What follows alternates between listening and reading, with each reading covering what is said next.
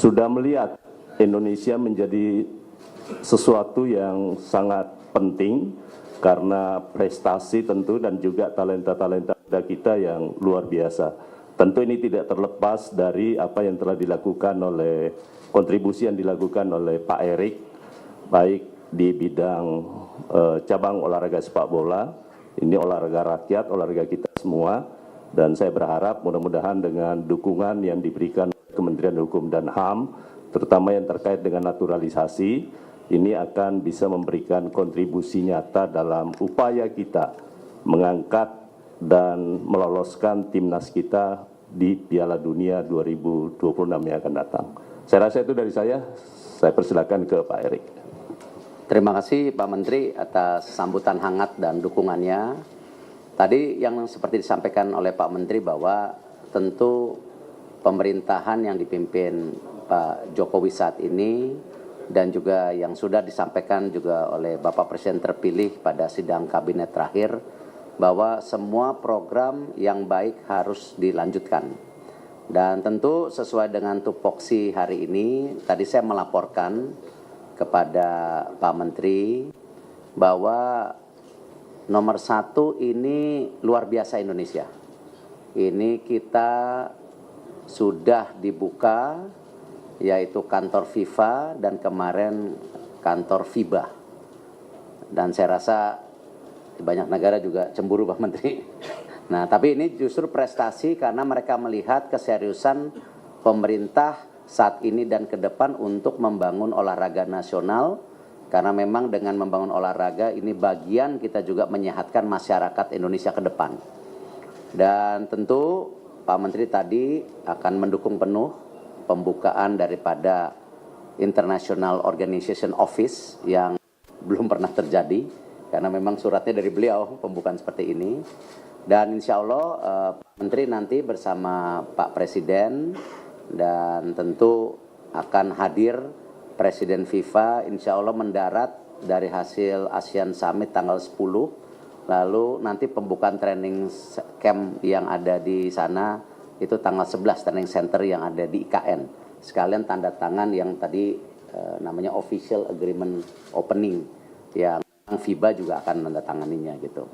Yang kedua, tadi kami juga memaparkan kepada Pak Menteri rencana jangka pendek menengah panjang pembinaan pemain daripada PSSI di mana kita sudah mempersiapkan U17, U20 dan senior. Dan ini sebagai bukti bahwa program ini tidak ada yang namanya program jangka pendek atau shortcut atau quick win. Semua itu harus punya berkesinambungan. Dan di situ Pak Menteri mendukung dan selama ini sudah mendukung beliau secara pribadi sering kontak ke saya. Dan insya Allah ini akan menjadi percepatan-percepatan yang bisa baik untuk prestasi olahraga semua. Mungkin dari Perbasi silakan Bu Dewi. Terima kasih Pak Menteri, Pak Ketum PSSI. Dari Perbasi sebetulnya tadi sudah sudah disampaikan sedikit dengan Pak Ketum PSSI, Pak Erick Thohir, karena sebetulnya juga Pak Erick juga ada di basket juga sebagai salah satu pengurus FIBA dunia. Jadi kita Perbasi sebagai federasi kita lapor sama Pak Menteri hari ini bahwa beberapa hari yang lalu sudah dibuka kantor FIBA Indonesia. Kemudian sama juga dengan PSSI, Perbasi juga kita juga butuh talent, butuh pemain-pemain tinggi, dan kemungkinan ke depan juga kita akan agak ngerepotin Pak Menteri untuk pemain-pemain diaspora kita mendapatkan paspor hijau. Mungkin hanya itu Pak dari kita. Terima kasih.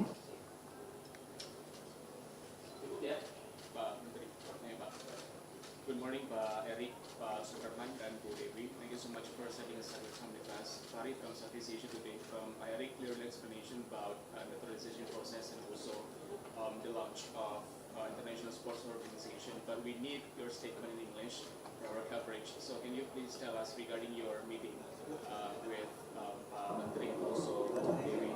Yes.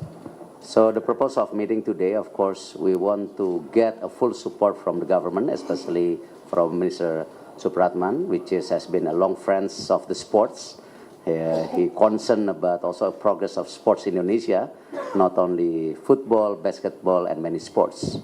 So two things that we want to get support from the governments.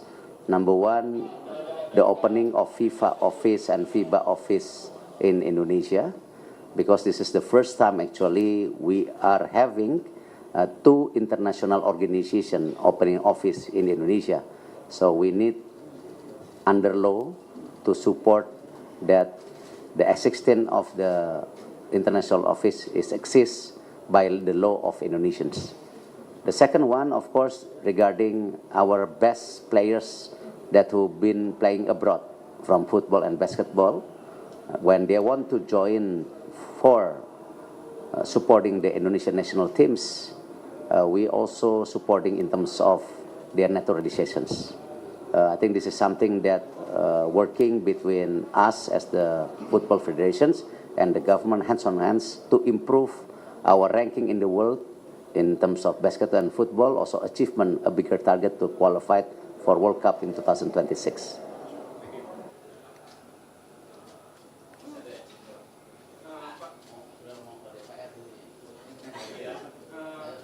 Yang pertama soal Hilgers dan Eliano, informasinya akan disumpah di Belanda.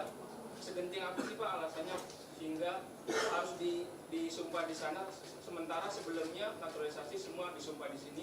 Apakah karena tidak kepercayaan nanti lawan Bahrain, lawan Cina, timnas kita maksudnya Pak? Yang kedua, kemarin pas RDP, anggota DPR ada yang bertanya Pak, sampai kapan naturalisasi, mungkin bisa dijelaskan?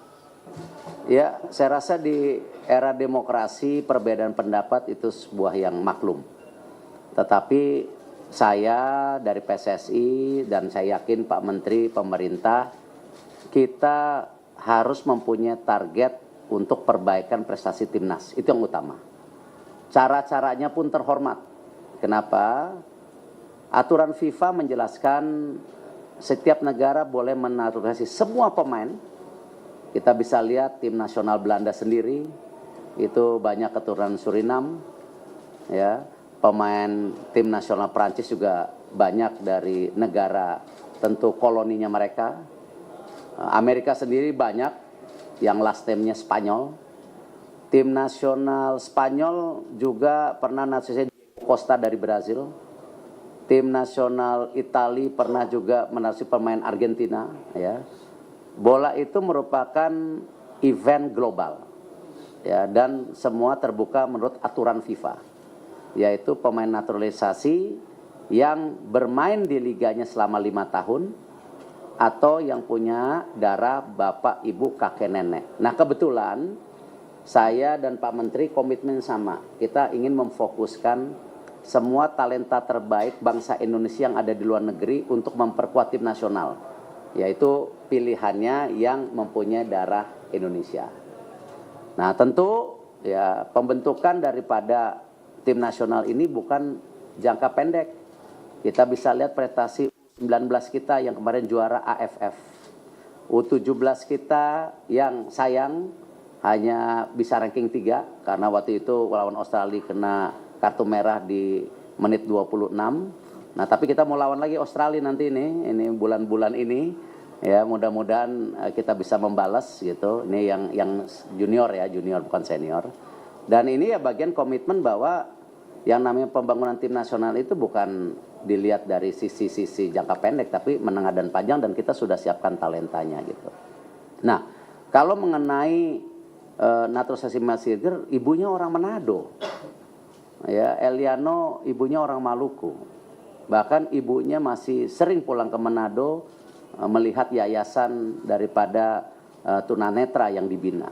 Jadi mereka sangat Indonesia. Jadi jangan pernah pertanyakan merah putih mereka.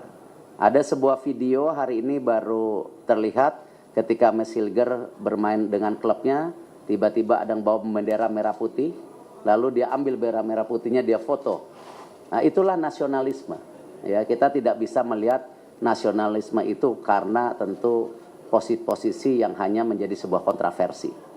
Dan saya rasa apa yang kita sedang lakukan untuk semua pemain kita tidak ada prejudice, karena sesuai dengan aturan dari pemerintah harus diangkat sumpah, dan itu ada fleksibilitas. baik di sini atau di luar negeri, itu biasa, angkat sumpah di luar negeri juga ada. Nah, kebetulan memang sekarang FIFA Matchday-nya sudah tidak ada. Artinya ya kita harus respect kepada klub yang tentu mereka bermain. Nah, disitulah kita mencari cara yang sesuai dengan aturan, jadi bukan di luar aturan. Ya, kita coba mengangkat sumpah di negara lain, seperti juga beberapa bangsa Indonesia yang angkat sumpah di negara lain juga. Jadi bukan sesuatu yang spesial.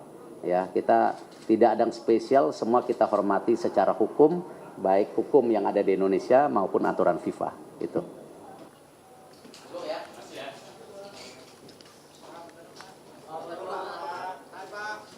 Terima